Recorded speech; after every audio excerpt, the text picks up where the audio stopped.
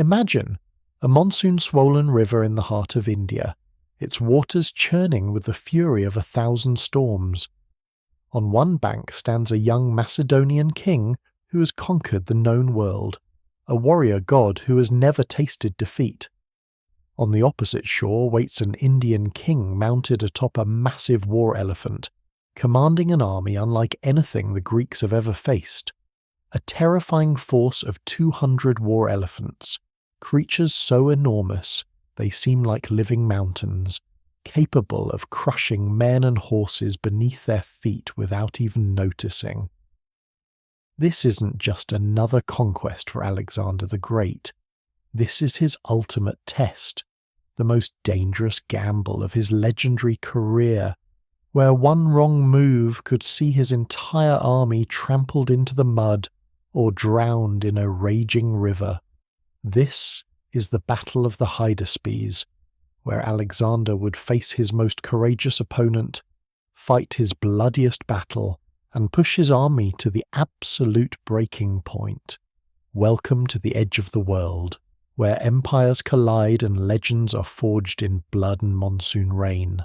Before we dive into this epic clash at the edge of the known world, make sure to smash that subscribe button and ring the notification bell. We've got incredible battles from history coming your way that you absolutely don't want to miss. Now, let's witness how Alexander the Great faced his greatest challenge in the mysterious lands of India. The year was 326 BC, and Alexander the Great stood at what he believed was the edge of the world. For nearly a decade, this young Macedonian king had been on a relentless march of conquest that had become the stuff of legend. He had crushed the mighty Persian Empire at Gaugamela, seized the fabulous treasures of Babylon, Susa and Persepolis, and pushed his army through the treacherous mountain passes of the Hindu Kush into regions where no Greek had ever set foot. His men had followed him across scorching deserts and frozen mountain peaks, through lands populated by peoples they had only heard of in myths and legends. They had fought in climates that range from the burning sands of Egypt to the snow-covered heights of Bactria. And now, after crossing the mighty Indus River, Alexander found himself in the lush, mysterious land of India, a place the Greeks believed was at the very edge of the inhabited world. But Alexander's Indian campaign had not gone as smoothly as his previous conquests. The lands beyond the Indus were not a unified empire like Persia that would collapse once its king was defeated. Instead, India was a patchwork of independent kingdoms, each ruled by proud warrior kings who owed allegiance to no one. Many local chieftains, intimidated by Alexander's fearsome reputation and the sight of his battle-hardened army, had wisely chosen to submit without a fight, offering tribute and provisions. Among these was Ambi, the ruler of Taxila, one of the greatest cities in the region. Ambi welcomed Alexander not just as a conqueror, but as a potential ally and protector against his powerful neighbour and bitter rival to the east.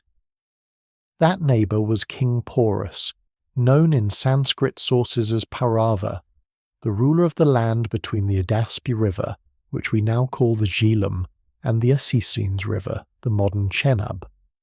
Little is known about Porus from Indian sources, but Greek historians paint him as a figure of almost mythical proportions.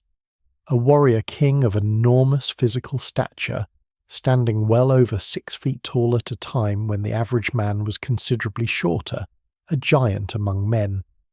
He was described as being in the prime of his life, a seasoned warrior and a capable military commander who ruled his kingdom with absolute authority. Unlike the other local rulers who had bent the knee to Alexander, Porus possessed something that would make him Alexander's most formidable Indian opponent: fierce, unbending pride, and an unshakable determination to defend his homeland. When Alexander sent envoys to Porus demanding his submission and tribute, as he had done with every other ruler in his path, the Indian king's response was defiant and clear. He would meet Alexander, Porus declared, but he would meet him on the battlefield, sword in hand, not as a supplicant bringing gifts. For Porus, this was not about conquest or glory or building an empire. This was about honour, about defending his ancestral lands from a foreign invader, about proving that the warrior spirit of India could not be broken by threats or reputation. He was a king, and a king's sacred duty was to protect his people and his land, even if it meant facing the most feared army in the world. Alexander could not ignore this challenge. To leave such a powerful and defiant enemy at his back would be strategic suicide. Any further advance into India would be impossible with Porus's army threatening his supply lines and potentially inspiring other kingdoms to resist. More importantly, Alexander could not afford to show any sign of weakness. His entire empire, cobbled together through conquest, was held together by the perception of his invincibility. If word spread that a local king had defied him and lived, rebellions would spring up across his vast domains. Porus had to be defeated, and defeated decisively. And so, in the spring of 326 BC, as the monsoon rains began to fall, and the rivers of Punjab began to swell with snowmelt from the distant Himalayas, two great armies marched toward their date with destiny on the banks of the Hydaspes River. Alexander's army that approached the Hydaspes was not the same massive force that had crossed into Asia nearly a decade earlier. Years of continuous campaigning, countless battles, sieges, and the sheer physical toll of marching thousands of miles through every conceivable terrain had taken their toll. Many veterans had been left behind to garrison conquered cities and secure supply lines. Others had been killed or wounded in the brutal mountain warfare against the fierce hill tribes of the Hindu Kush, where Alexander had suffered some of his heaviest casualties. By the time he reached the Hydaspes, his force had been whittled down to approximately 40,000 infantry and 5,000 cavalry, still a formidable army by any standard, but far smaller than the hosts he had commanded in Persia. Yet what this army lacked in raw numbers, it more than made up for in experience, discipline, and sheer lethality. These were not fresh recruits, but battle-hardened veterans who had fought and won on 100 battlefields across 3 continents. The core of the infantry was the Macedonian phalanx, that revolutionary formation that had made Alexander's father, Philip II, the master of Greece. Armed with the sarissa, an approximately 18-foot pike that was the longest infantry weapon in the ancient world, the phalanx was an unstoppable steamroller when properly deployed. When the phalanx locked its shields and levelled its forest of pike points, it presented an impenetrable wall of steel that could skewer enemies long before they got close enough to fight back. Supporting the phalanx were the elite Hydaspes, the shield-bearers, who served as a flexible shock force that could guard the phalanx's vulnerable flanks, storm fortified positions, or act as a rapid reaction unit wherever the fighting was hottest. These men were the best of the best, selected for their strength, courage, and loyalty. And then there was Alexander's pride and joy, the weapon he wielded with the skill of a master swordsman, the companion cavalry. These were the sons of Macedonian nobility, men who had trained in the saddle since childhood and who fought in the revolutionary wedge formation that could punch through even the most solid enemy line like a spear through flesh. Armed with the siston, a 12-foot cavalry lance, and led personally by Alexander himself, the companions had broken every army they had faced. They were the hammer to the phalanx's anvil, and together these two forces had proven invincible. But the greatest weapon in Alexander's arsenal was not his phalanx or his cavalry. It was the unshakable bond between these veterans and their king. Alexander was not a general who commanded from the rear. He led every charge personally, was always at the point of greatest danger, and had been wounded multiple times fighting shoulder to shoulder with his men. They had seen him take an arrow in the chest during the assault on the fortress of Massaga. They had watched him scale the walls of cities under a hail of enemy missiles. They knew that their king would never ask them to do anything he wouldn't do himself, and they would follow him into the very jaws of hell because they believed, absolutely and completely, that with Alexander leading them, victory was inevitable. Across the swollen Hydaspes river, King Porus had assembled a force that, while not as well trained or experienced as Alexander's veterans, possessed advantages that made the Macedonians deeply uneasy. Ancient sources vary wildly on the size of Porus's army, with estimates ranging from 30,000 to over 50,000 men. Modern historians generally agree that Porus probably fielded somewhere between 35,000 and 40,000 troops, making the armies roughly equal in overall numbers. But it was not the size of Porus's force that worried Alexander. It was its composition. The core of the Indian army was its infantry, masses of foot soldiers armed with bows, spears and swords. These men were not professional soldiers like the Macedonian phalanx. Most were militia, farmers and common people called to war in defence of their kingdom. They wore little armour compared to the heavily armoured Greeks, relying instead on large shields and their sheer numbers. While they lacked the training and discipline of Alexander's veterans, they were fighting on their home soil, defending their families and their king, and that gave them a determination that should not be underestimated.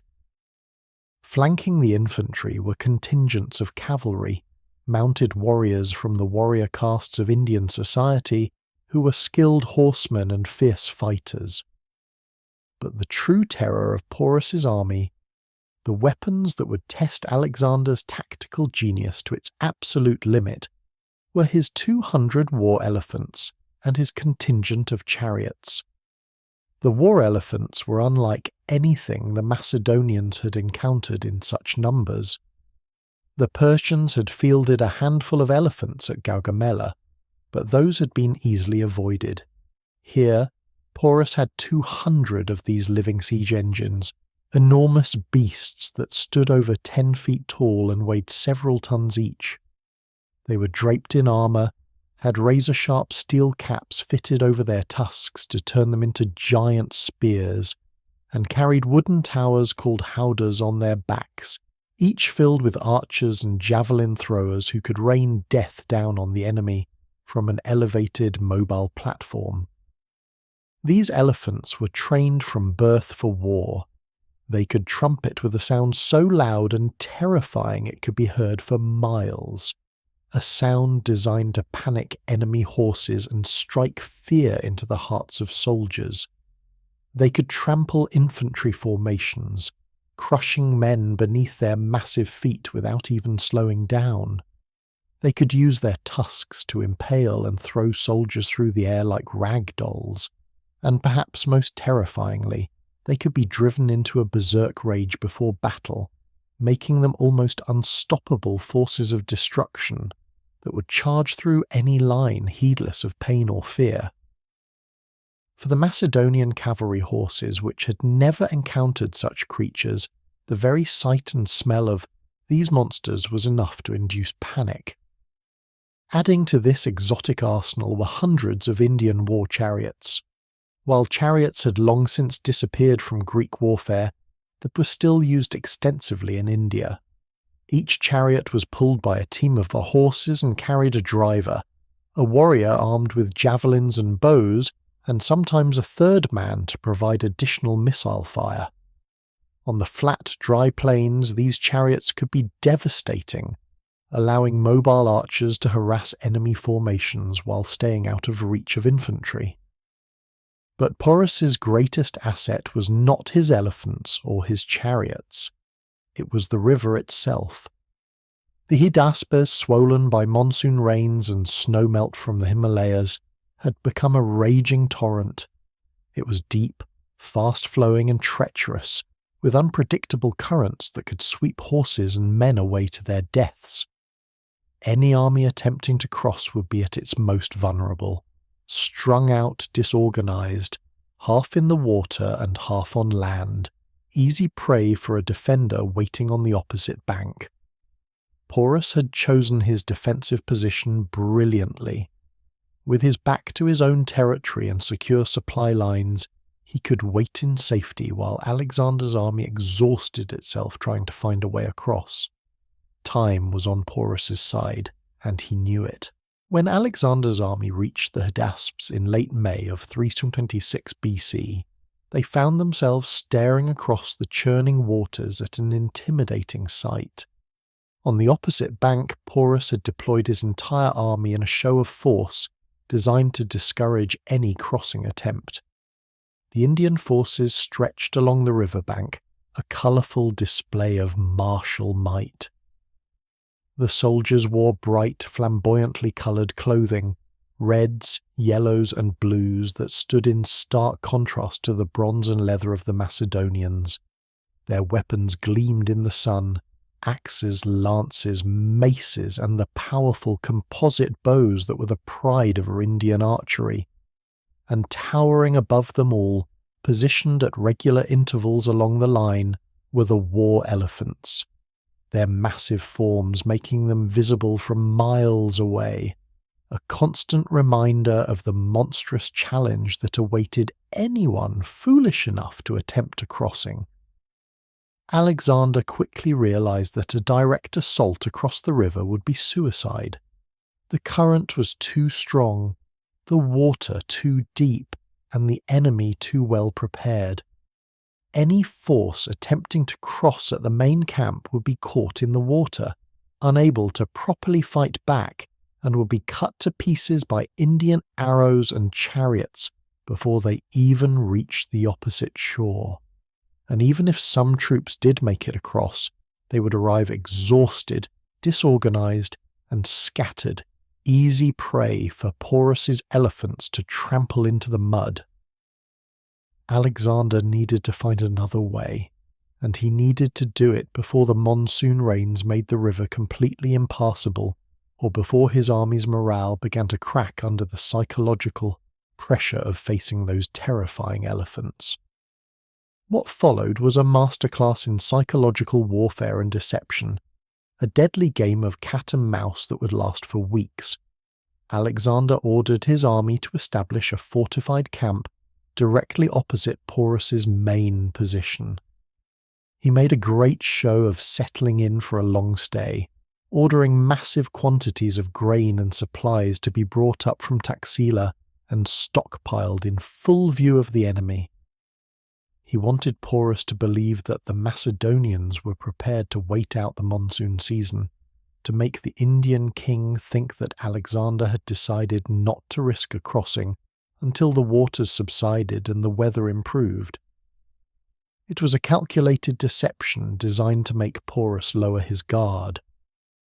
But every night, Alexander put his army through its paces in an elaborate campaign of feints and misdirection. His troops would march up and down the riverbank in the darkness, making as much noise as possible, shouting battle cries, beating drums, blowing horns, and generally creating the impression that they were about to launch a crossing attempt at various points along the river. Porus, terrified of being caught off guard, would immediately respond. He would dispatch cavalry and elephants to shadow Alexander's movements, marching his forces up and down his side of the river throughout the night, ready to meet any crossing attempt wherever it might come. This went on night after night, week after week. The Macedonians, working in shifts and well rested during the day, kept Porus's forces on constant alert. The Indian army, unable to predict where the real attack would come, had to respond to every threat as if it were genuine. The psychological and physical toll was enormous. Porus's troops, particularly his elephants, were being run ragged, marching back and forth along the riverbank in response to what were almost always false alarms. The elephants, massive as they were, required enormous amounts of food and rest to remain effective. The constant nighttime alerts were wearing them down, making them irritable and less responsive to their handlers' commands. After weeks of this psychological torture, Porus began to doubt. Perhaps Alexander really was going to wait. Perhaps all these nighttime movements were just harassment, designed to wear down his forces but not a genuine crossing attempt. The Indian king, exhausted and frustrated, began to respond less aggressively to the Macedonians' nightly theatrics. His troops, assuming the nighttime movements were just more of Alexander's games, became complacent. They stopped rushing to meet every potential threat with the same urgency. The elephants were allowed more rest. Guard duty became routine rather than vigilant. Alexander had achieved exactly what he wanted. He had trained his enemy to ignore him, and that was when he struck. About 17 miles upstream, from his main camp, Alexander's scouts had discovered a potential crossing point. Here, a large wooded island divided the river channel, breaking the intimidating expanse of water into two smaller, more manageable streams. Dense forest on both the island and the near bank would provide cover for troops massing for a crossing attempt. Even better, the location was far enough from Porus's main camp that a crossing might be completed before the Indian king could respond in force. But the crossing would still be incredibly dangerous. The river was still deep and swift, swollen by monsoon rains. The far bank would be muddy and treacherous, and even if they made it across, they would be a relatively small force, isolated on the wrong side of a hostile river, facing a vastly larger enemy army. It was a desperate gamble, but Alexander had built his entire career on desperate gambles. Alexander began his preparations with meticulous attention to detail. He split his army into 3 groups. The main force, under the command of his trusted general Craterus, would remain at the main camp opposite Porus's position. Their orders were clear: make as much noise and activity as possible to keep Porus's attention fixed on the main camp. But they were not to attempt a crossing unless they saw Porus march away with his entire army, particularly his elephants, to face Alexander. If Porus left only a portion of his force behind, Craterus was to hold his position and wait. The last thing Alexander needed was for Craterus to cross too early and get caught in a disastrous river crossing with elephants waiting on the opposite bank. The second group consisted of several commanders, Meleager, Attalus, and Gorgias, with orders to cross at various intermediate points once the battle was fully joined. They would provide reinforcements, and, more importantly, would attack Porus's forces from multiple directions, spreading confusion and preventing the Indians from concentrating their full strength against any single point. Alexander himself would lead the most dangerous part of the operation, the assault crossing upstream. He handpicked his force with care, approximately 6,000 infantry, including his best Hydaspes and light troops, and 5,000 cavalry, including the elite companions. This was a relatively small force, outnumbered by what Porus could bring to bear, but it was mobile, experienced, and led by the best tactical mind in the ancient world. And Alexander had one more trick up his sleeve. He had ordered that all the ships used to cross the Indus River earlier in the campaign be disassembled, transported overland by ox cart, and secretly reassembled at the crossing point. These boats, along with inflated leather floats filled with hay, and 30-oared galleys cut into sections for easier transport would carry his army across the churning waters. On the chosen night, nature itself conspired to help Alexander. A massive thunderstorm rolled across the Punjab, bringing sheets of rain and constant thunder that drowned out the sounds of men and horses moving into position. Under cover of this storm and the darkness, Alexander's strike force assembled at the crossing point. The boats and rafts were brought out from their hiding places in the forest. The cavalry horses, nervous from the storm and the unfamiliar river, were carefully loaded onto the larger vessels. The infantry climbed aboard every available craft, and then, with rain hammering down and lightning splitting the sky, they pushed off into the swollen river. The crossing was harrowing. The current was stronger than expected, pulling the boats downstream. Some vessels were swamped, and men had to swim for their lives in the churning water. In the darkness and confusion, it was nearly impossible to maintain unit cohesion. But the storm that made the crossing so terrifying also provided perfect cover. The sound of thousands of men, hundreds of horses, and dozens of boats splashing through the water was completely masked by the thunder and the pounding rain. PORUS'S scouts on the far shore, huddled in whatever shelter they could find from the storm, saw and heard nothing. As dawn broke and the storm began to clear, Alexander's troops found themselves on what they initially thought was the far shore. To their dismay, they discovered they had landed on the large island in mid-river, not the opposite bank. But there was no turning back now. Without hesitation, they plunged into the second channel, wading through chest-deep water, struggling against the current with their armour and weapons held high to keep them dry. It was exhausting, dangerous work, and several men were swept away and drowned. But finally, as the sun rose fully and burned away the last of the storm clouds, Alexander's force emerged on the eastern bank of the Hydaspes, muddy, exhausted, but intact. The impossible had been accomplished. They had crossed the river. Now came the hard part, surviving what would come next. As soon as news of the crossing reached Porus, the Indian king faced a terrible dilemma. Was this the main attack, or just another feint? Had Alexander crossed with his entire army, or just a raiding force? If he marched to meet Alexander with his whole army and it turned out to be a diversion, Craterus might cross at the main camp unopposed, trapping Porus between two forces. But if he sent too small a force, and Alexander had indeed crossed with his main army, that detachment would be annihilated. It was the nightmare scenario that every commander fears, being forced to make a critical decision with incomplete information while the enemy is already on the move. Porus made his choice. He would send a strong reconnaissance force to investigate and, if possible, drive Alexander's troops back into the river before they could properly form up.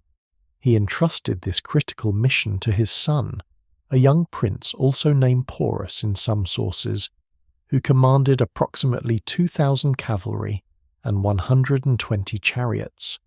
It was a substantial force, but not so large that it would leave the main camp dangerously weakened. The young prince mounted his chariot and led his men at full gallop toward the reported crossing point, determined to prove his valour and drive the invaders back into the river. What the young prince didn't know was that he was charging into a trap. Alexander, despite the exhausting river crossing, had not stopped to rest. He understood that speed was everything now. He had immediately pushed forward with all his cavalry and his light infantry, leaving his heavier pike-armed phalanx to catch up behind him. His horse archers, those deadly Dahai and Scythian nomad warriors, who had joined his army during his campaigns in Central Asia, were screening his advance, and they were the first to spot the approaching Indian force. The battle was swift and brutal. Alexander's horse archers opened fire, showering the Indian cavalry with arrows from a safe distance. The Indian chariots, which should have been devastating on flat, dry ground, found themselves mired in the muddy terrain near the riverbank, their wheels bogging down in the soft earth soaked by the night's rain. They were immobilized, sitting targets for the Macedonian archers. Before the Indians could even properly deploy, Alexander's heavy cavalry charged. The companions, formed in their devastating wedge formation with Alexander at the tip, smashed into the disorganized Indian horsemen with overwhelming force. The young prince fought bravely, but he was commanding troops who had never faced the Macedonian cavalry in a pitched battle. The Indian horsemen, armed primarily with javelins and shorter swords, found themselves outreached by the Macedonians' 12-foot lances. They were pierced and thrown from their mounts before they could even get close enough to strike back. The battle turned into a massacre. The Indian cavalry broke and fled in panic, and in the chaotic rout PORUS'S son was killed, cut down while trying to rally his men. Of the 2,000 cavalry and 120 chariots that had ridden out so confidently to meet the invaders, only a fraction made it back to report to King Porus. The rest lay dead or dying in the muddy fields near the river. When the survivors straggled back to Porus's main camp with news of the disaster, the Indian king knew with terrible certainty that this was no feint. Alexander had crossed with a substantial force, had already won his first engagement, and was advancing rapidly toward the main Indian position. Even worse, his beloved son was dead. But there was no time for grief. Porus had to make another critical decision, and he had to make it immediately. If he marched to meet Alexander with his entire army, Craterus might cross behind him. But if he didn't confront Alexander in force, the Macedonian king would be able to link up with Craterus and catch Porus between two armies.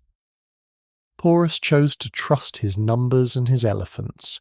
He would take the best part of his army, the cream of his infantry, all his cavalry, his elephants, and his chariots, and march to meet Alexander in open battle.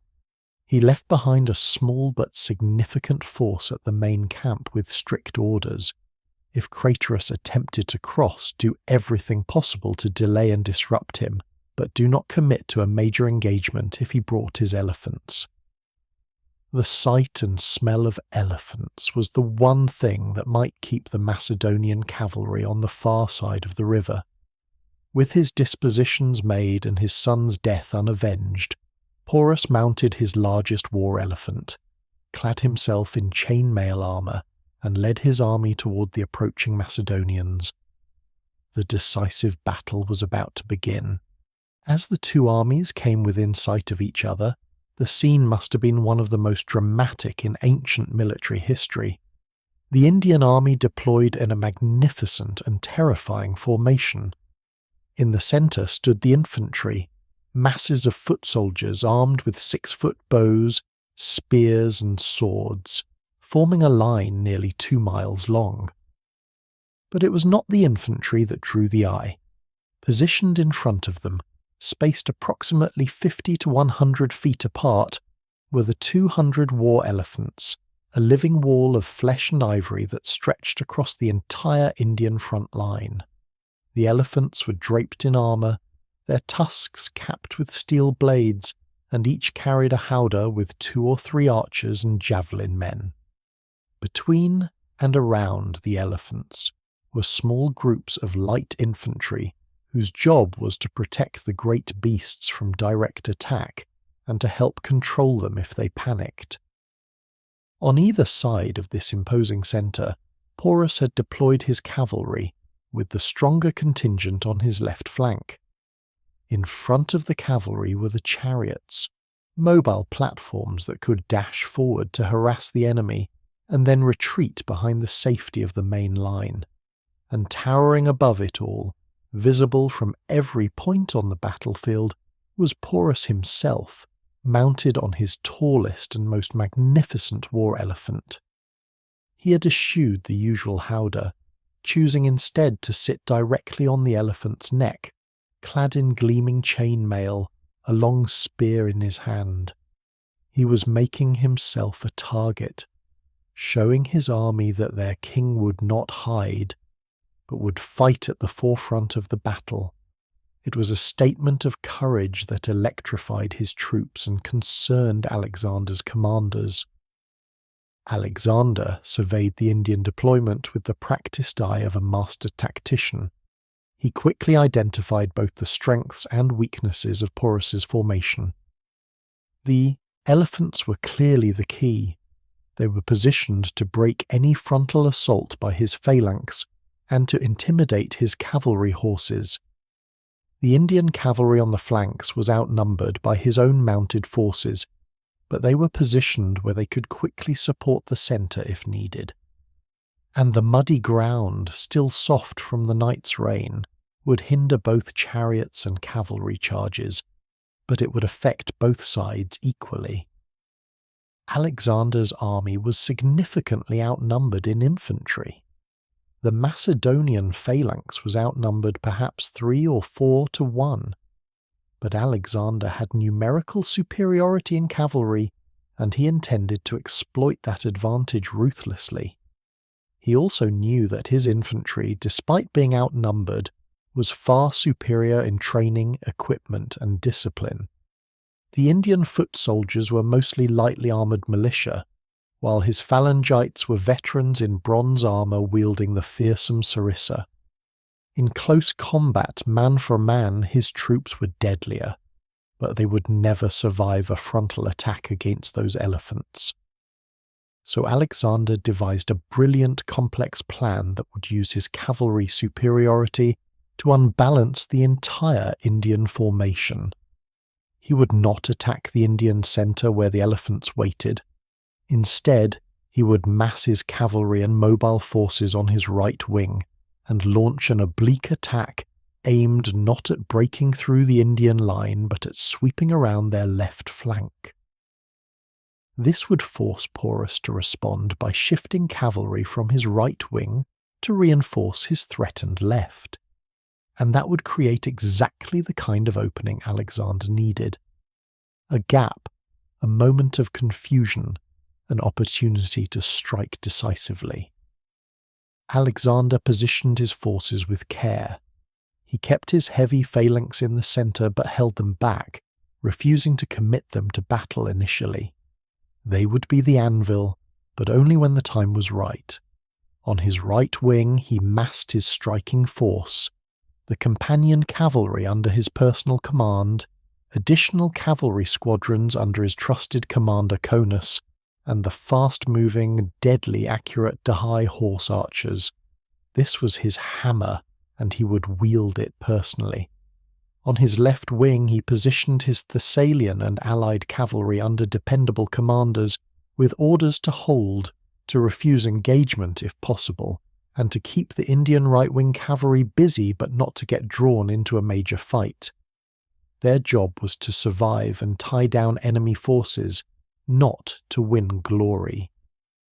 With his dispositions complete, Alexander mounted Bucephalus, his beloved warhorse that had carried him through a decade of battles. At 20 years old, Bucephalus was ancient for a warhorse, but he was as much a veteran as the men he carried, and he would perform his duty one last time. Alexander gave the signal and the battle began. We're just getting to the most incredible part of this battle, where Alexander's tactical genius and Porus's unbreakable courage would collide in an epic clash. But before we continue, if you're loving this deep dive into one of history's most dramatic battles, smash that like button and let me know in the comments which battle you want to see next.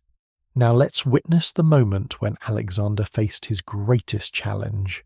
Alexander began his assault not with a charge but with harassment.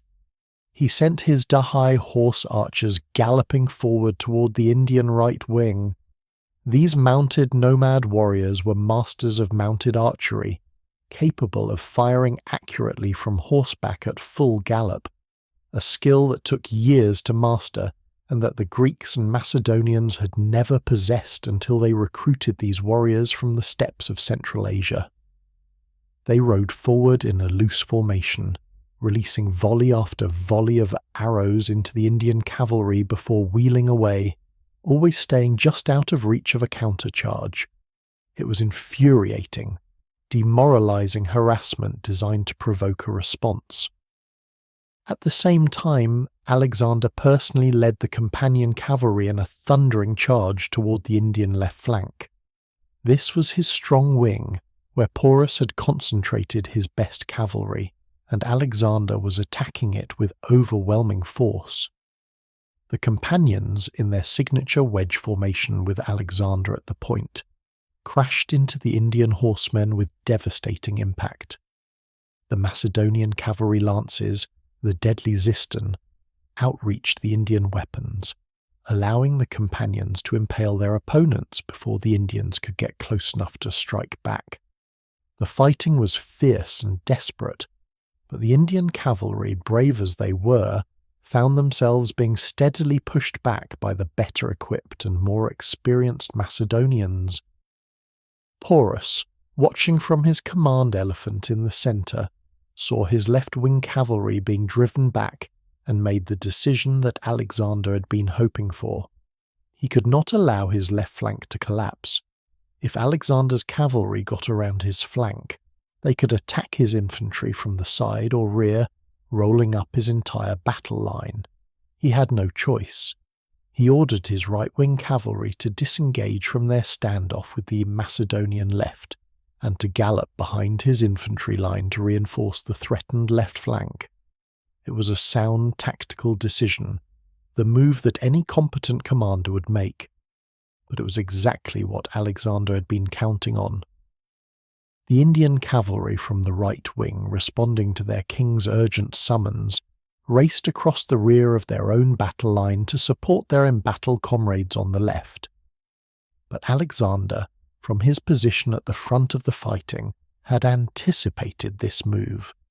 He had positioned a hidden ace, a strong force of cavalry under the command of Conus, one of his most trusted commanders, off to the flank where the Indians couldn't easily see them. As soon as Conus saw the Indian right-wing cavalry thundering past, he launched his own charge, attacking them from behind and from the side, while they were in motion and unable to form up properly. The Indian cavalry found themselves in a nightmare scenario. They were caught between two forces, Alexander's companions pressing them from the front, and Conus's squadrons attacking from the flank and rear. They tried desperately to form a defensive formation that could face threats from two directions simultaneously, a complex maneuver called a double phalanx that required splitting their forces and rapid redeployment. But executing such a complicated maneuver in the middle of a chaotic battle, with men and horses already engaged in close combat, was nearly impossible. The necessary complicated movements only brought more confusion into their ranks, unit cohesion disintegrated, and what should have been an organised defensive formation became a disorganised mess of individual warriors trying to defend themselves from all directions at once. The Macedonian cavalry, fighting with the precision of a machine, exploited every moment of confusion. Their lances punched through the Indian ranks, their discipline held even in the chaos of close combat, and their confidence never wavered. The Indian cavalry fought with desperate courage, but courage without organisation is not enough against a professional army. The Indian horsemen began to break, small groups at first and then larger formations, turning their mounts and fleeing toward the only safety they could see, the line of war elephants standing in front of their infantry. This was the critical moment, the pivot point of the entire battle. The Indian cavalry, defeated and routed, was streaming back toward their own centre. The Macedonian cavalry, victorious and in hot pursuit, was in danger of charging directly into the line of war elephants, exactly the kind of frontal attack that would result in catastrophic losses. But Alexander, even in the heat of battle and the intoxication of victory, kept his tactical awareness. He pulled back his cavalry, ordering them not to pursue directly into the elephants. The cavalry battle was won. Now it was time for the infantry to earn their pay. With their cavalry defeated and driven from the field, Porus had no choice but to commit his primary weapon, the war elephants. At a signal from their king, the mahouts goaded their giant mounts forward. 200 war elephants, each weighing several tons, began to advance toward the Macedonian lines. The ground itself seemed to tremble with their movement. The sound was overwhelming. The trumpeting of the elephants, a noise like thunder that could be heard for miles. The shouting of the men in the howdahs, the creaking of leather and wood as the towers swayed with each step. It was a sight designed to inspire primal terror, and it partially succeeded. The Macedonian cavalry horses, despite all their training and experience, could not overcome their instinctive fear of these enormous alien creatures. They became skittish, hard to control, some even tried to bolt. Alexander had no choice but to pull his cavalry back to safety, away from the advancing elephant line. But the Macedonian phalanx did not retreat. These men were veterans of 100 battles. They had faced Persian immortals, Scythian horse archers, and the desert warriors of Egypt. They had stormed walls under hails of arrows and held formations against cavalry charges that would have shattered lesser troops. They would not break now. As the elephants lumbered toward them, Alexander's phalangites locked their shields, levelled their 18-foot sarissas and braced themselves. The first 5 ranks of the phalanx could extend their pikes forward simultaneously, creating a forest of steel points aimed at the approaching elephants. When the elephants crashed into the phalanx, the result was a scene of utter carnage that would haunt the survivors for the rest of their lives. Some elephants were stopped by the forest of pike points, the iron tips of the sarissas piercing their thick hides, blood streaming from multiple wounds as they reared back in pain and confusion. But others, either maddened by wounds or driven by particularly skilled mahouts, pushed through the pike line. These beasts wreaked terrible havoc. They used their steel-capped tusks to impale soldiers, lifting men into the air and hurling them dozens of feet. They used their trunks to grab soldiers, smashing them against the ground or throwing them into the ranks of their comrades. And they simply trampled men beneath their massive feet, crushing armour and bones as easily as eggshells. The casualties were horrific. According to ancient sources, more Macedonians died in this phase of the battle than in almost any other engagement of Alexander's campaigns. The phalanx, that seemingly invincible formation, was being disrupted, with gaps opening in the ranks as men were killed or threw themselves aside to avoid being trampled. The archers and javelin men in the howdahs poured missiles down on the Macedonians from above, targeting officers and anyone who seemed to be trying to organize resistance. For a terrible moment, it seemed that Porus's faith in his elephants was justified, that these living war machines would break the legendary Macedonian phalanx and turn the tide of the battle. But Alexander had prepared for this. His men knew what to do. The light infantry, javelin men and archers who were stationed behind and between the ranks of the phalanx specifically targeted the mahouts, the handlers who controlled the elephants. Without their mahouts, the elephants became uncontrollable, sometimes running wild, sometimes simply stopping in confusion. The Macedonians also employed a brutal but effective tactic, hamstringing. Soldiers armed with axes and the curved kopis sword would dart in beneath the elephant's swinging trunks and slashing tusks to strike at the animal's legs, severing the tendons that allowed them to walk. An elephant with hamstrung legs was immobilized, a sitting target. Other soldiers specifically aimed for the elephant's eyes, one of the few vulnerable points on the massive creatures. Blinded and in terrible pain, many elephants went berserk, trumpeting in agony and lashing out at anything near them, including their own troops. The training that was supposed to make them unstoppable weapons now worked against them. In their pain and confusion, the elephants often turned back toward their own lines, trampling the Indian infantry that had advanced in their wake.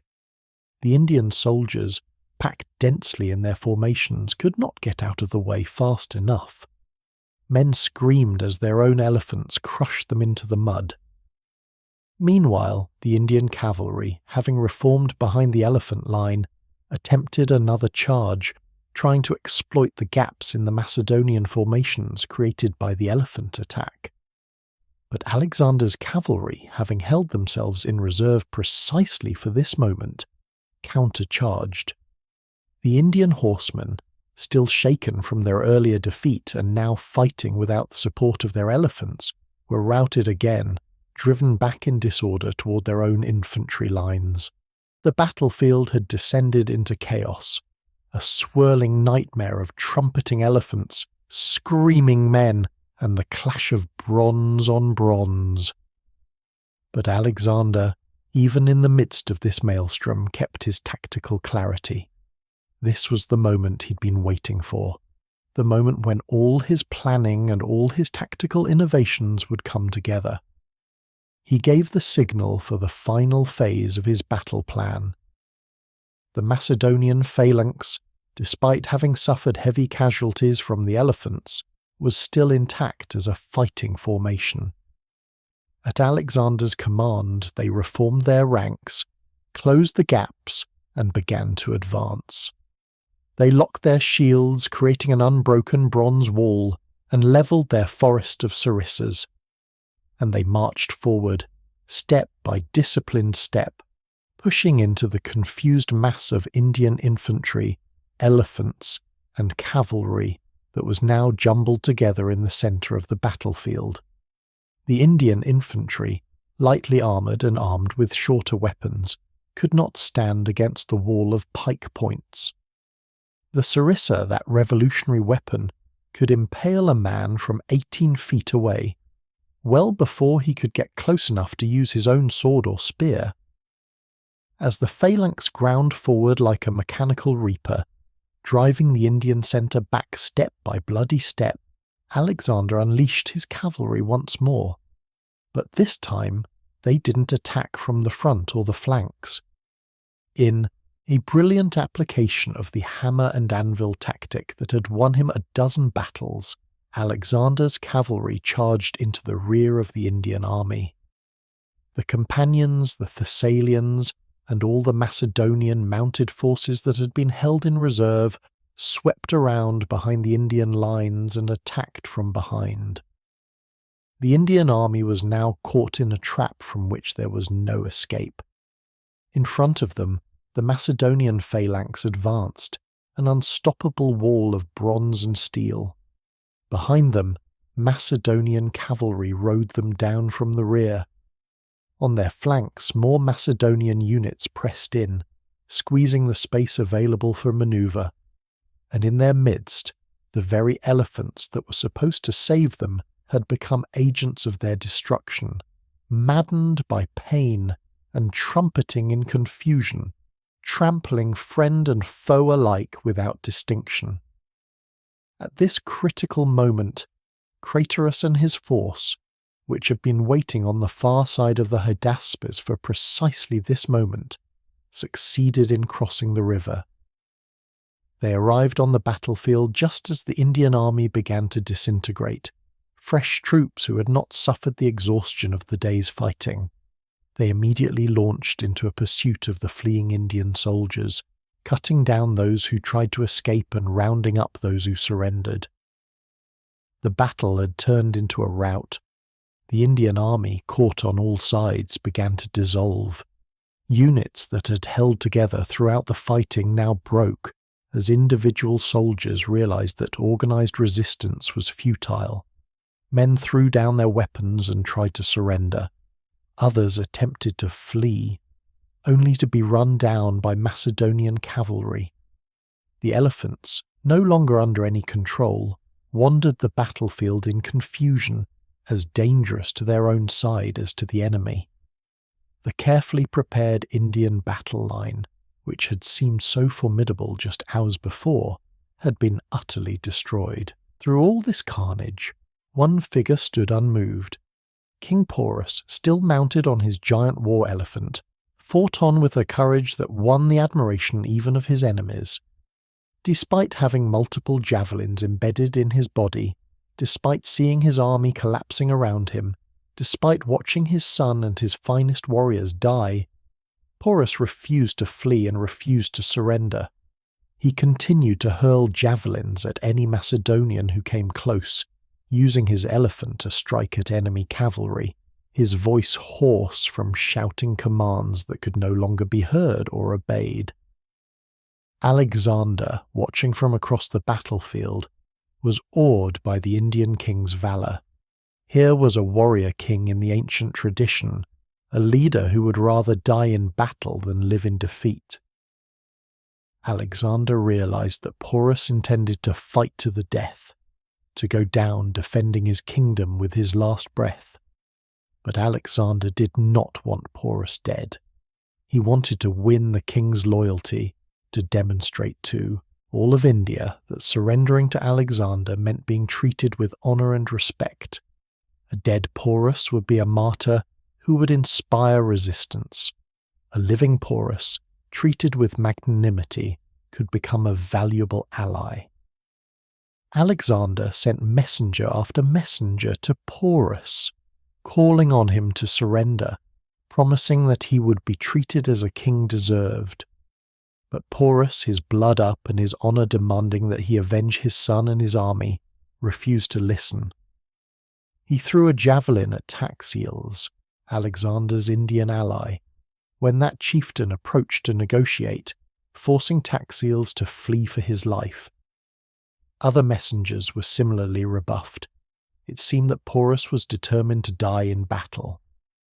Finally, Alexander sent Meros, a man who'd been a friend of Porus before the war. Whether because he recognized a friendly voice, or because exhaustion and blood loss had finally taken their toll, or because he'd seen enough of his men die, Porus finally agreed to listen. He was overwhelmed by thirst. He'd been fighting in heavy armour under the Indian sun for hours, had lost considerable blood from his wounds, and had not had water since before the battle began. He finally dismounted from his war elephant, his movements stiff and painful, and called for water.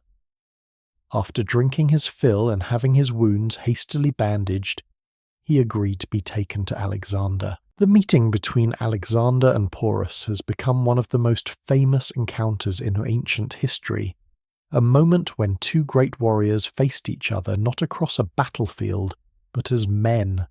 Alexander, impressed by reports of Porus's courage and bearing, rode out personally to meet the captured king rather than making Porus come to him like a common prisoner. When the two men met, the contrast was striking.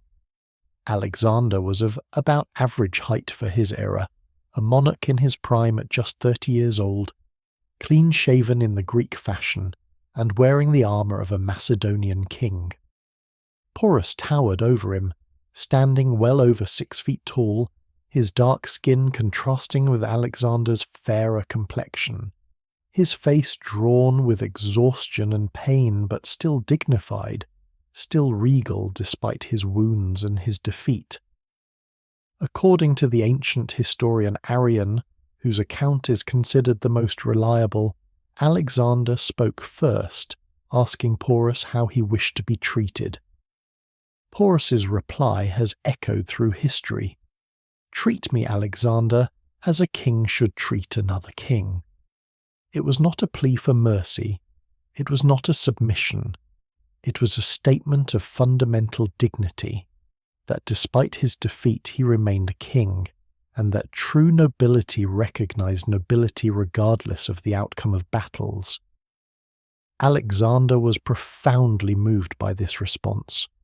Here was a man who had lost his son, had seen his army destroyed, had been wounded multiple times, and had been captured by an enemy who could execute him without a second thought. And yet he stood tall, demanded to be treated with honour, and refused to demean himself with begging or excuses. This was the kind of courage and nobility that Alexander had been raised to admire, the heroic ideal celebrated in Homer's epics. This was a man worthy of respect. Alexander's response was magnanimous beyond all expectation.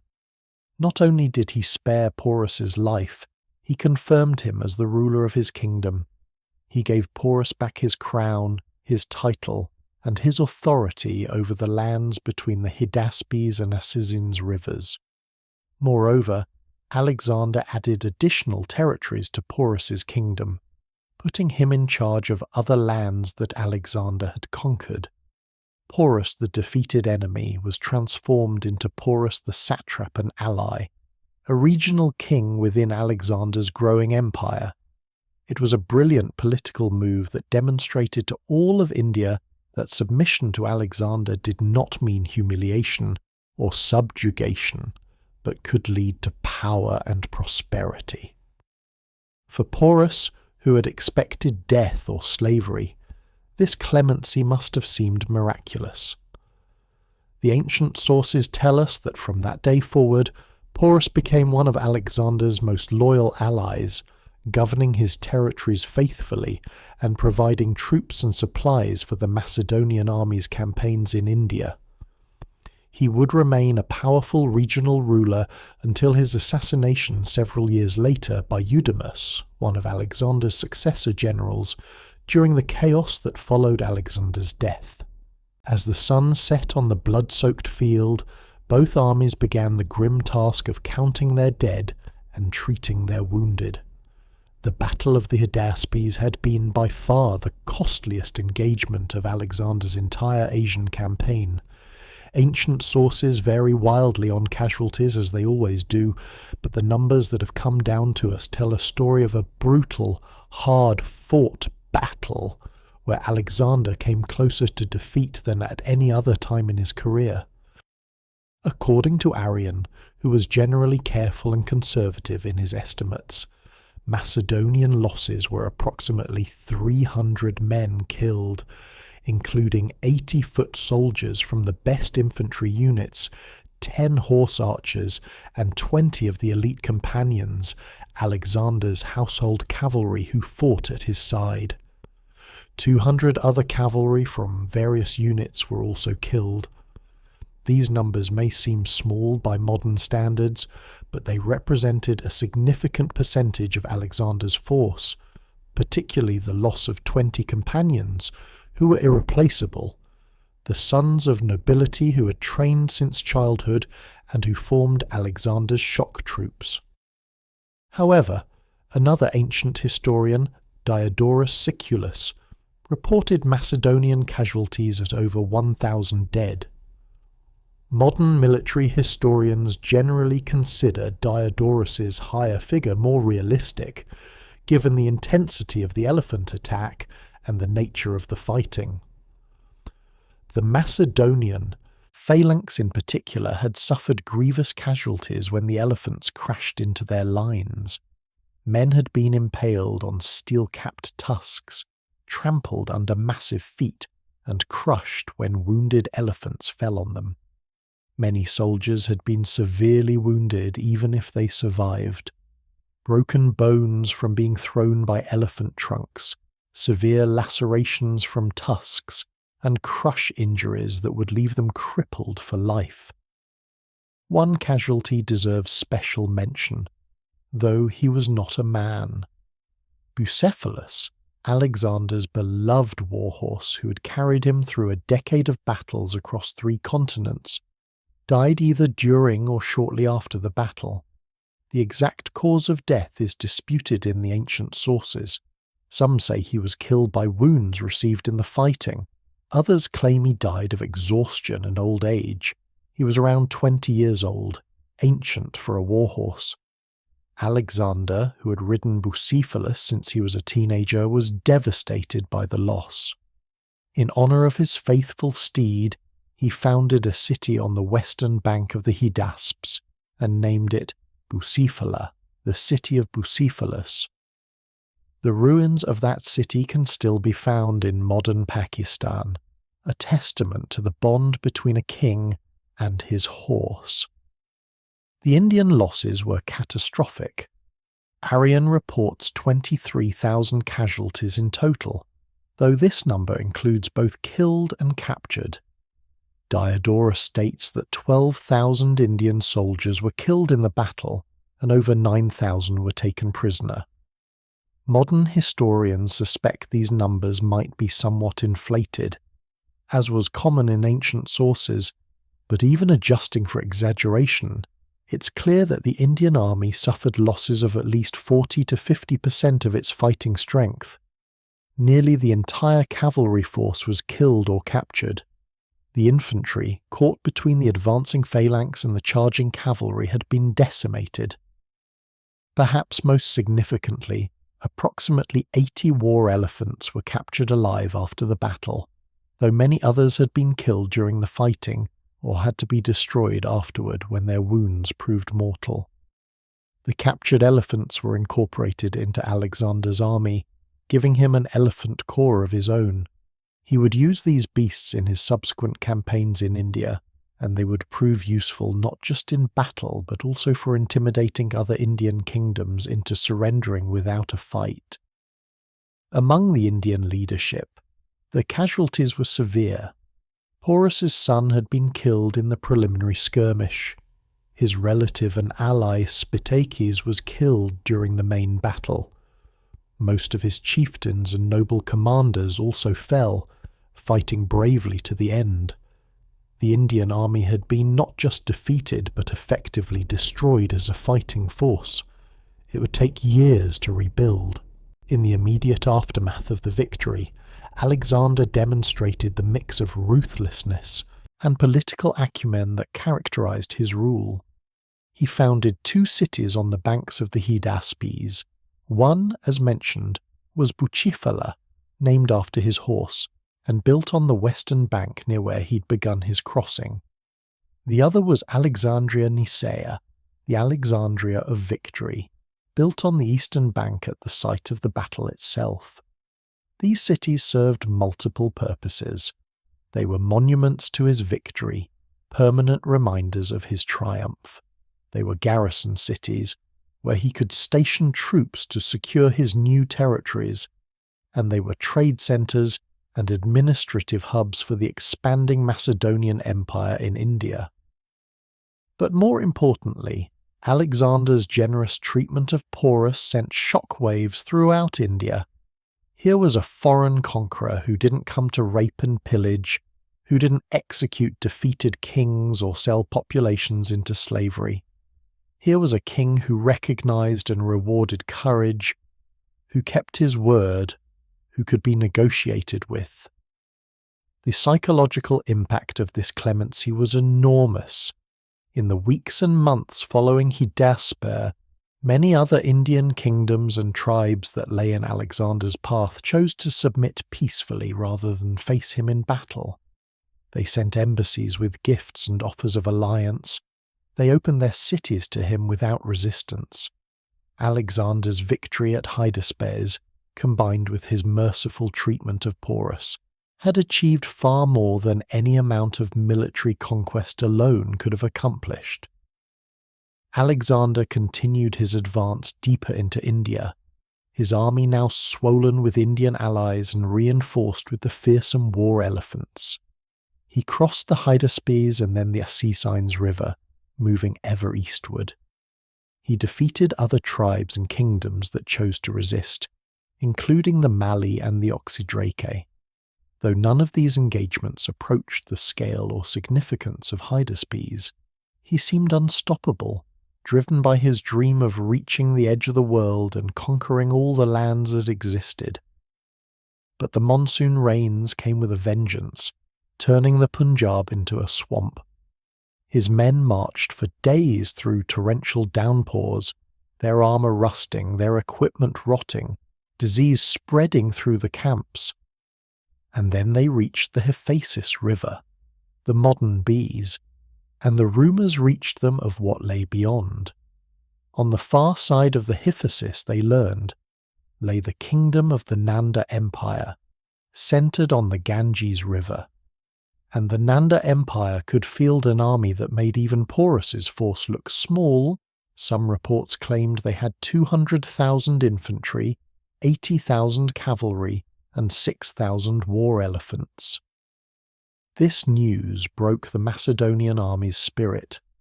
These veterans who had followed Alexander for nearly 8 years and had marched over 11,000 miles from Macedonia through Asia could take no more. They had been away from their homes and families for nearly a decade. They had fought in deserts and mountains, in snow and burning heat. They had faced every enemy Alexander had asked them to face.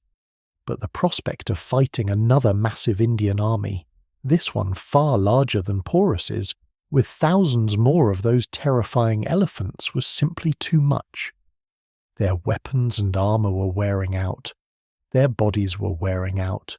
They were exhausted, homesick, and increasingly fearful that they would die in these alien lands, so far from home that their families would never even learn of their deaths. At the Hydaspes River, the Macedonian army did something they had never done before. They refused to advance further.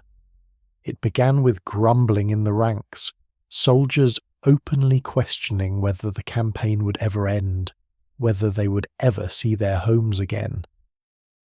The discontent spread rapidly through the army like wildfire. When Alexander announced his intention to cross the Hydaspes and continue the campaign toward the Ganges, his men simply refused. They would not cross the river. They would go no further. For Alexander, this was a devastating blow. He had never known defeat. He had conquered the Persian Empire, the mightiest power in the world. He had marched to the edge of the known world. And now, with even greater conquests seemingly within his grasp, his own men were saying no. He called assemblies, trying to persuade them with speeches about glory and destiny.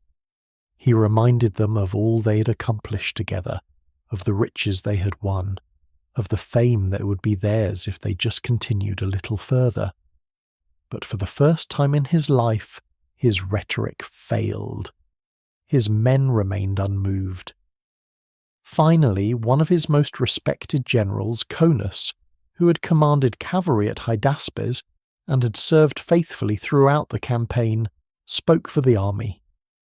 He reminded Alexander that the men had been campaigning for 8 years. He pointed out that of the original force that had crossed into Asia, only a small fraction remained. The rest were dead, disabled by wounds, or left behind to garrison conquered territories. He asked Alexander to consider the men's loyalty and sacrifice, and to understand that even the greatest courage has limits. He begged the king to turn back, to return home victorious rather than push forward into disaster. Alexander was furious. He retreated to his tent for 3 days, refusing to see anyone, hoping that his men would change their minds, that they would come to him begging for forgiveness and asking to continue the campaign. But the army remained resolute. They would not advance. Alexander finally realized that he had no choice. For the first time in his life, he gave in to opposition. He announced that they would turn back. But before leaving, Alexander ordered his engineers to construct a massive monument at the Hydaspes, 12 enormous altars, each 50 feet high, dedicated to the 12 Olympian gods. It was a monument designed to impress future generations with how far he had come, to mark the farthest advance of Greek arms into India. The altar stood for centuries as a reminder of Alexander's incredible campaign and the point where even his ambition finally met an immovable obstacle. Not an enemy army, but the will of his own exhausted soldiers. Alexander did not return the way he had come. Instead, he ordered his army to march south following the Indus River down to the Arabian Sea. This journey would prove nearly as dangerous as any battle. He fought several bloody campaigns against tribes along the Indus, including the fierce Mali warriors, in one of whose cities Alexander was nearly killed when he charged over a wall and found himself isolated inside the city with only a handful of men. He took an arrow to the chest that pierced his lung, and he would have died if his men hadn't literally battered down the city gates to rescue him. The army eventually reached the mouth of the Indus and then split into multiple groups for the journey home. Part of the army, along with the sick, wounded and loot, was sent by ship under the command of Nearchus to sail along the coast of the Arabian Sea back to Mesopotamia. Alexander himself led the main army on a punishing march through the Gedrosian Desert, modern Balochistan, one of the most desolate and inhospitable places on earth. The army suffered terribly in that desert march, with many men dying of thirst, heat, and starvation. By the time they straggled back to Babylon, they were shadows of the proud army that had fought at Hydaspes. Alexander would never return to India. In 323 BC, just 3 years after the Battle of Hydaspes, he died in Babylon at the age of 32, possibly from malaria, possibly from typhoid, possibly from poison. Historians still debate the cause. His death threw his empire into chaos. His generals, the men who had fought at his side from Macedon to India, immediately began fighting among themselves for control of his vast empire. The wars of the Diadochi, the successor wars, would tear apart everything Alexander had built. His empire would be carved up among his generals. Ptolemy would take Egypt, Seleucus would seize control of the eastern territories including Persia and Mesopotamia, and Antigonus would control parts of Asia Minor. Macedonia itself would eventually fall to Cassander. The unified empire that Alexander had dreamed of building was shattered almost as soon as he died. In India, the power vacuum left by Alexander's departure had immediate consequences. Porus, who had been confirmed as Alexander's most trusted ally and the de facto ruler of the entire Punjab region east of the Jhelum River, initially maintained his authority. For a brief time, his rule was recognized by Antipater, the regent who took control after Alexander's death. But the chaos of the succession wars soon reached India. Between 321 and 315 BC, Porus was assassinated by Hydaspes, one of Alexander's appointed commanders in India, who was himself vying for power in the region during the tumultuous wars among Alexander's successors. The irony is bitter. Porus, who had survived the greatest battle of his life and earned the respect of history's most legendary conqueror, who had been given back his kingdom and seen it expanded to become the most powerful state in the Punjab, was ultimately murdered not by a worthy enemy on a battlefield, but by a treacherous subordinate scrambling for power in the aftermath of empire's collapse. His death marked the end of an era and the beginning of a new chapter in Indian history. The Greek presence in India did not long survive Alexander's death. Without his unifying force and his ability to inspire loyalty, the Macedonian garrisons and colonies in India quickly weakened. Within a few years of Alexander's death, a young Indian warrior named Chandragupta Maurya rose to power. He drove out the remaining Greeks and founded the Maurya Empire, which would become the first empire to unite most of the Indian subcontinent. Chandragupta and his successors learned valuable lessons from the Battle of Hydaspes. The great strategist Kautilya specifically cited the battle as a cautionary tale, emphasizing the need for professional standing armies, proper military training, and the importance of combined arms tactics. The Battle of the Hydaspes stands as one of the most significant military engagements in ancient history, and its lessons and legacy echo through the centuries even to our modern era. From a purely military perspective, Hydaspes represents Alexander's tactical genius at its absolute peak. This was not a battle won through overwhelming force or simple courage. This was a masterpiece of combined arms warfare, psychological manipulation, and adaptive tactics.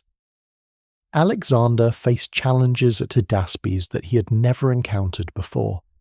The monsoon-swollen river was an obstacle unlike any he had previously overcome. The war elephants were a weapon his army had never faced in such numbers. His enemy was fighting on home ground with intimate knowledge of the terrain and climate. And yet, through brilliant deception, a risky but perfectly executed river crossing, innovative cavalry tactics, and the disciplined courage of his infantry, Alexander achieved what seemed impossible. Military historians have studied the Battle of Hydaspes for over 2,000 years because it demonstrates principles of warfare that remain relevant today. The importance of intelligence and reconnaissance, Alexander's scouts finding the crossing point, the value of psychological operations, his weeks of feints that trained Porus to ignore nighttime movements, the principle of concentration of force at a decisive point, massing cavalry on one flank, the use of combined arms, cavalry, infantry and missile troops working in coordinated fashion, and perhaps most importantly, the need for flexible tactics that can adapt to unexpected challenges like the war elephants. But Hydaspes is significant for more than just its military lessons. It represents a crucial moment in the interaction between East and West, between the Greek world and Indian civilization. When Alexander's army crossed the Indus, they entered a land that was in many ways more sophisticated and culturally developed than their own. India had ancient traditions of philosophy, mathematics, astronomy, and medicine that would later influence Greek thought. The encounter between these two great civilizations at Hydaspes was not just a clash of armies but a meeting of worlds. Alexander's generous treatment of Porus after the battle had profound political ramifications. In an age when defeated kings were typically executed or enslaved, Alexander's decision to restore Porus to power and even expand his kingdom sent a clear message throughout the ancient world. It demonstrated that submission to Alexander did not mean humiliation or destruction, but could lead to security and prosperity. This policy of integrating local rulers into his empire, rather than simply imposing Macedonian governors, was one of Alexander's most important legacies, influencing imperial administration for centuries to come. The battle also marked the limit of Greek expansion into the east. The Hydaspes River, where Alexander's army mutinied shortly after Hydaspes, became the eastern boundary of the Greek world. Beyond that river lay kingdoms and empires that would remain independent of Western control for centuries. In a sense, Hydaspes was both Alexander's greatest triumph and the beginning of his ultimate failure, the moment when he realized that even his legendary army had limits, that even the greatest conqueror in history could not march forever. For India, the battle had lasting impacts as well. The weakness revealed by Porus's defeat, the lack of professional standing armies, the reliance on militia forces, the inferior armour and weapons compared to Greek equipment, was noted by subsequent Indian rulers. Chandragupta Maurya and his brilliant advisor Kautilya specifically studied the Battle of Hydaspes when building the Mauryan military system, learning from Porus's mistakes and creating India's first truly professional army. The Battle of the Hydaspes was a clash of titans that changed the course of history. On the muddy banks of an Indian river, swollen by monsoon rains, two of the greatest warriors of the ancient world met in combat. Alexander the Great, the young Macedonian king who believed himself descended from gods, who had conquered the Persian Empire and marched to the edge of the known world, and Porus, the proud Indian king who stood as a giant over other men and refused to bow to any man, who fought with a courage that earned the respect even of his enemies. The battle itself was a masterpiece of military strategy, a river crossing that seemed impossible, a cavalry battle that showcased the finest mounted warriors of the age, and a brutal infantry engagement where war elephants and Macedonian pikes clashed in scenes of unimaginable carnage. In the end, Alexander's tactical genius, combined with the discipline and experience of his veterans, won the day. But it was a victory that came at a terrible cost, with more Macedonian casualties than Alexander had suffered in any other battle of his career. Yet perhaps the most remarkable part of this story is what happened after the battle ended. The meeting between Alexander and Porus, two warrior kings who recognized in each other the same nobility and courage, represents one of the most extraordinary moments in ancient history. Porus's proud demand to be treated as a king and Alexander's generous response showed that even in an age of brutal conquest, honour and respect could still matter. The legacy of Hydaspes echoes through the centuries. It marked the farthest advance of Greek arms into India, the point where even Alexander's legendary army finally said enough. It demonstrated the challenges of projecting power across vast distances into unfamiliar lands, and it showed future generations that victory in battle, no matter how complete, does not always translate into lasting conquest. Both men, in their own ways, achieved immortality through this battle. Alexander's reputation as history's greatest military commander was cemented, and Porus, though defeated, earned a place in legend as the warrior king who stood against impossible odds, who fought with unbreakable courage, and who even in defeat commanded the respect of his conqueror. If you enjoyed this deep dive into one of history's most epic battles, make sure you're subscribed to the channel with notifications turned on. Drop a comment below and let me know, which ancient battle should we explore next? The defense of Thermopylae, the siege of Syracuse, the Battle of Cannae? Let me know what you want to see. Hit that like button if you enjoyed this episode, share it with your fellow history lovers, and remember, the greatest stories in human history are waiting to be told. Until next time, this is Wars in History, reminding you that the past is never truly past. It lives on in every lesson we learn and every story we tell.